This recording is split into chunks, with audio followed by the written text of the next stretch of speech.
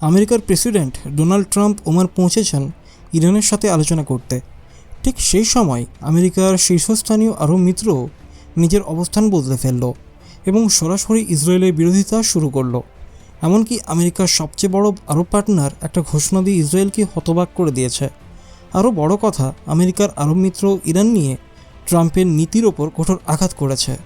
আমেরিকার আরব মিত্ররা ইরানের পাশে দাঁড়িয়েছে, যদিও ট্রাম্প হুঁশিয়ারি দিয়েছেন যে যদি কোনো সমঝোতা না হয় তাহলে যুদ্ধ হতে পারে।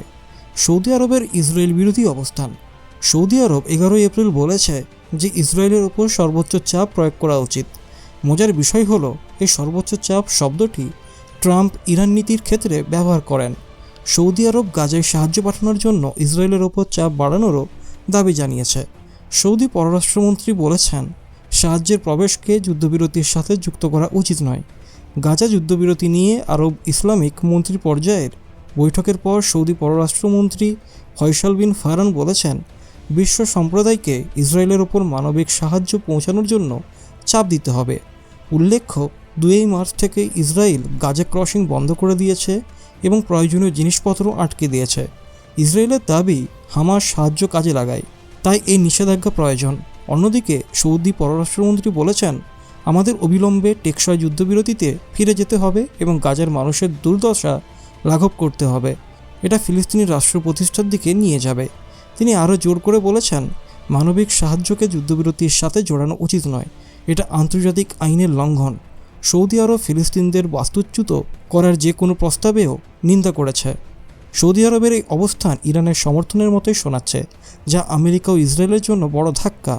এখন দেখার বিষয় সৌদি আরবের এই পলিসি পরিবর্তনের পর আমেরিকার ট্রাম্প কী প্রতিক্রিয়া দেখায়। ইয়েমেনের হুতি বিদ্রোহীর হামলা। ইয়েমেনের হুতি বিদ্রোহীরা আমেরিকা ও ইসরায়েলের ওপর ক্রমাগত হামলা চালাচ্ছে। শুক্রবার হুতিরা আমেরিকার নৌবাহিনীকে লক্ষ্য করে মিসাইল ও ড্রোন হামলা চালিয়েছে। এরপর তারা ইসরায়েলের তেল আবিব শহরেও ড্রোন হামলা করেছে। হুতি সামরিক মুখপাত্র ইয়াহিয়া সারিয়া বলেছেন, আমরা গাজায় ইসরায়েলের হামলার জবাবে এই আক্রমণ চালিয়েছি।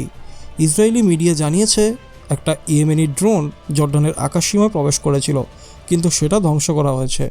গত মার্চ থেকে ইসরায়েল গাজায় হামলা শুরু করার পর থেকে হুতিরা ইসরায়েল ও আমেরিকাকে লক্ষ্য করে একের পর এক আক্রমণ চালিয়ে যাচ্ছে। আমেরিকার নৌবাহিনী লক্ষ্য করে হুতিদের হামলা। হুতি বিদ্রোহীরা আমেরিকার বিমানবাহী রণতরী ইউএসএস হ্যারি ইজ ট্রুম্যানকে লক্ষ্য করে মিসাইল ও ড্রোন হামলা চালিয়েছে। হুতির সামরিক মুখপাত্র বলেছেন, আমরা শত্রু যুদ্ধজাহাজগুলোকে লক্ষ্য করে আমাদের অভিযান চালিয়ে যাব। আমেরিকা এখনও এই হামলার বিষয়ে কোনো প্রতিক্রিয়া জানায়নি। গত কয়েক মাস ধরে হুতিরা লাল সাগর ও আরব সাগরে ইসরায়েলি ও আমেরিকান জাহাজগুলিকে লক্ষ্য করে হামলা চালাচ্ছে। তারা বলেছে, ফিলিস্তিনিদের সমর্থনে এই হামলা চলবে। আমেরিকা বারবার হুতিদের বিরুদ্ধে সামরিক অভিযান চালালেও হুতিরা তাদের হামলা বন্ধ করছে না। এই হামলাগুলো থেকে স্পষ্ট যে হুতিরা আমেরিকা ও ইসরায়েলকে কঠোর চ্যালেঞ্জ দিতে প্রস্তুত। এখন দেখার বিষয় আমেরিকা ও ইসরায়েল কী জবাব দেয়। ডোনাল্ড ট্রাম্প, যিনি ইরান নিয়ে কঠোর অবস্থানের জন্য পরিচিত, তিনি এবার মধ্যপ্রাচ্যে ইরানের সাথে সমঝোতার উদ্দেশ্যে ওমান সফর করেছেন। ওমান ঐতিহাসিকভাবে একটা নিরপেক্ষ মধ্যস্থতাকারী দেশ হিসেবে পরিচিত এবং এর আগেও যুক্তরাষ্ট্র ও ইরানের মধ্যে গোপন আলোচনার ক্ষেত্র হিসেবে কাজ করেছে। এটা বোঝায় যে যুক্তরাষ্ট্র সরাসরি সংঘর্ষের পথে না গিয়ে এখন কিছুটা কূটনৈতিক সমাধানের দিকে এগোতে চাইছে। তবে তার সফরের ঠিক একই সময় আমেরিকার আরব মিত্রদের মধ্যে মতপার্থক্য দেখা দেওয়া কূটনৈতিক প্রচেষ্টাকে জটিল করে তুলেছে। সৌদি আরবের পররাষ্ট্রমন্ত্রী স্পষ্টভাবে ইসরায়েলের বিরুদ্ধে কথা বলেছেন এবং মানবিক সাহায্য বন্ধের নিন্দা করেছেন। তারা বলেছে, যুদ্ধবিরতির শর্ত হিসেবে সাহায্য আটকে রাখা আন্তর্জাতিক আইনের লঙ্ঘন। এটা এক বড় রাজনৈতিক মোড়। সৌদি আরব এতদিন পর্যন্ত পরোক্ষভাবে ইসরায়েলের সাথে সম্পর্ক স্বাভাবিক করার পথে অগ্রসর হচ্ছিল, কিন্তু তারা ইরান ঘেঁষা অবস্থান নিচ্ছে। এটা সম্ভবত গাজার পরিস্থিতি এবং ফিলিস্তিনিদের দুর্দশার প্রতি জনমত ও মুসলিম বিশ্বের চাপের প্রতিফলন। সৌদি আরবের বক্তব্য অনেকটা ইরানের মতো শোনাচ্ছে। ইরান বারবারই ইসরায়েলের দখলদারিত্ব ও ফিলিস্তিনি নিপীড়নের বিরোধিতা করে এসেছে। যদি সৌদি আরব ও ইরান এই বিষয়ে একমত হয়ে কাজ করে, তাহলে এটা মার্কিন ও ইসরায়েলি কৌশলের জন্য বড় চ্যালেঞ্জ হয়ে দাঁড়াতে পারে। এই ঐক্য মুসলিম বিশ্বে নতুন ধারা তৈরি করতে পারে। হুতিরা আমেরিকা ও ইসরায়েল দুই দেশকে লক্ষ্য করে লাগাতার ড্রোন ও মিসাইল হামলা চালাচ্ছে। এমনকি তারা মার্কিন যুদ্ধজাহাজের দিকেও হামলা চালিয়েছে। হুতিরা ইরানপন্থী ইরানের সমর্থন পেয়ে থাকে বলে মনে করা হয়। তাদের এই সক্রিয় অবস্থান দেখায় ইরানের এক ধরনের পরোক্ষ প্রতিক্রিয়া চলছে যুদ্ধক্ষেত্রে। তারা মার্কিনের সামরিক উপস্থিতিকে মধ্যপ্রাচ্যে প্রশ্নবিদ্ধ করে তুলেছে। এখন বড় প্রশ্ন হচ্ছে, ট্রাম্প ও যুক্তরাষ্ট্র এই পরিবর্তিত পরিস্থিতির জবাবে কী ধরনের পদক্ষেপ নেবে। সৌদি আরব যদি ইরানপন্থী অবস্থানে যায়, তবে পুরো মধ্যপ্রাচ্যের রাজনৈতিক মানচিত্র বদলে যেতে পারে। যুদ্ধের সম্ভাবনা, যদি কূটনৈতিক প্রচেষ্টা ব্যর্থ হয় এবং হুতি বা ইরানের কোনো প্রতিরক্ষা অভিযান যুক্তরাষ্ট্রকে মারাত্মক ক্ষতি করে, তাহলে যুদ্ধ অনিবার্য হতে পারে। ফিলিস্তিন প্রশ্নে সৌদি, ইরান ও অন্যান্য মুসলিম দেশের ঐক্য তৈরি হলে ইসরায়েলের ওপর চাপ অনেক বেড়ে যাবে। মুসলিম জনগণের আবেগ ও ক্ষোভ এসব দেশের নেতৃত্বকে বাধ্য করছে ইসরায়েলের বিরোধিতা করতে, যা মার্কিন নীতির জন্য অস্বস্তিকর। এই পরিস্থিতি ইঙ্গিত দিচ্ছে যে এক নতুন কূটনৈতিক বাস্তবতার দিকে, যেখানে সৌদি আরব আর নিরপেক্ষ নেই, বরং ইসরায়েলের বিরুদ্ধে বলিষ্ঠ অবস্থান নিচ্ছে। হুতি বিদ্রোহীরা কার্যকর সামরিক প্রতিক্রিয়া দেখাচ্ছে। আমেরিকা কূটনীতি ও সামরিক চাপে পড়েছে। ইরান ও সৌদি আরবের মতাদর্শিক দূরত্ব কমেছে ফিলিস্তিন ইস্যুকে কেন্দ্র করে। এই পরিবর্তনগুলোর প্রভাব শুধু মধ্যপ্রাচ্য নয়, গোটা বিশ্ব রাজনীতিতে পড়বে। সৌদি আরবের এই হঠাৎ অবস্থান পরিবর্তন শুধু আবেগপ্রবণ সিদ্ধান্ত নয়, বরং এটা একটা সুপরিকল্পিত কৌশল হতে পারে। মূল কারণগুলো হতে পারে পাবলিক প্রেশার। সৌদি জনগণের মধ্যে ইসরায়েলের বিরুদ্ধে খুব দিন দিন বাড়ছে। গাজায় শিশু ও নারী নিহত হওয়ার ছবি সারা মুসলিম দুনিয়ায় রাগ তৈরি করেছে। নেতৃত্বের ভাবমূর্তি, মোহাম্মদ বিন সালমান নিজেকে মুসলিম বিশ্বের নেতা হিসেবে তুলে ধরতে চান। এই ইমেজ তৈরি করতে হলে তাকে ফিলিস্তিন ইস্যুতে জোরালো অবস্থান নিতে হবে। সাম্প্রতিক বছরগুলোতে সৌদি ইরান সম্পর্ক কিছুটা স্বাভাবিক হয়েছে।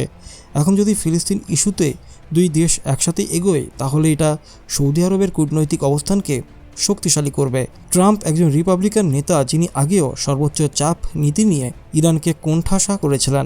এবার তিনি আলোচনার চেষ্টা করছেন, কিন্তু যদি প্রচেষ্টা ব্যর্থ হয়, তবে তিনি আবার আগের মতো যুদ্ধদেহী অবস্থায় ফিরে যেতে পারেন। সম্ভাব্য পদক্ষেপ হতে পারে সৌদি আরবের উপর চাপ সৃষ্টি করা, আর্থিক বা সামরিক চুক্তি দিয়ে হুতিদের বিরুদ্ধে বড় সামরিক অভিযান শুরু করা, ইরানকে সরাসরি হুমকি দেওয়া। ইসরায়েলের চাপ ও রাজনৈতিক সংকট। ইসরায়েল এখন আন্তর্জাতিকভাবে খুব চাপের মধ্যে আছে। মানবাধিকার লঙ্ঘনের অভিযোগ, গাজার পরিস্থিতি এবং অভ্যন্তরীণ রাজনৈতিক সমস্যা সব একসাথে চলছে। ইসরায়েলের প্রতিক্রিয়া হতে পারে গাজার যুদ্ধ আরও জোরালো করা। যদি আন্তর্জাতিক চাপ কমে, মুসলিম দেশগুলোর সঙ্গে সম্পর্ক নষ্ট হওয়া রোধে গোপন কূটনীতি, আমেরিকার উপর নির্ভরতা আরও বাড়ানো। মধ্যপ্রাচ্যে কি নতুন অক্ষ গঠন হচ্ছে? এইসব ঘটনাগুলো দেখে বোঝা যাচ্ছে একটা নতুন অক্ষশক্তি তৈরি হচ্ছে। একদিকে আমেরিকা ও ইসরায়েল, অন্যদিকে সৌদি আরব, ইরান, কাতার, তুরস্ক সহ মুসলিম বিশ্বের একটা অংশ, যারা এখন ইসরায়েল বিরোধী অবস্থানে একতাবদ্ধ হচ্ছে। এই অক্ষশক্তি যদি আরও সংগঠিত হয়, তাহলে আন্তর্জাতিক রাজনীতিতে বড় ধরনের পরিবর্তন আসবে। পশ্চিমা দুনিয়া শুধু তেল বা সামরিক দিক দিয়ে নয়, রাজনৈতিকভাবেও চ্যালেঞ্জের মুখে পড়বে।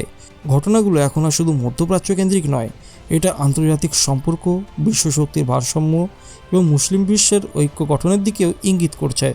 এ ধরনের পলিসি পরিবর্তন ইতিহাসে বড় পরিবর্তনের সূচনা করতে পারে। অনেকটাই যেন আগুনের নিচে জমে থাকা লাভা, যেটা এখন ধীরে ধীরে বিস্ফোরণের দিকে যাচ্ছে। তো বন্ধুরা, এই ছিল ভিডিওটি ভালো লাগলে অবশ্যই একটি লাইক করবেন, আর চ্যানেলে নতুন থাকলে অবশ্যই চ্যানেলটিকে সাবস্ক্রাইব করে বেল আইকন প্রেস করবেন। তো চলুন, দেখাবে পরের ভিডিওতে।